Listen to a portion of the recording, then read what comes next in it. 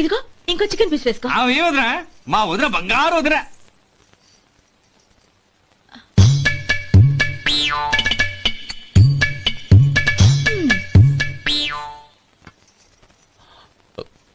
ఇంకో ముక్క వేయనా? అదేంటి గౌరీ, తమ్ముడికి చికెన్ అంటే చాలా ఇష్టం, వాడికి వేయలేదే? అయ్యయ్యో, ఈయన మీ తమ్ముడా? నాకు తెలీదండి.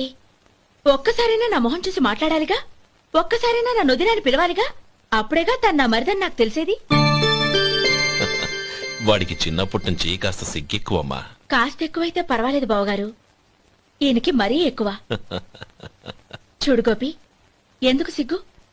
అన్న భార్యని వదినమ్మ అంటారు. అంటే వదిన అమ్మతో సమానమన్నమాట. అమ్మని చూసి ఎవరైనా సిగ్గుపడతారా?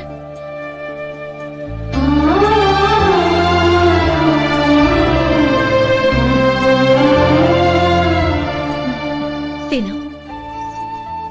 చాలా వదినా.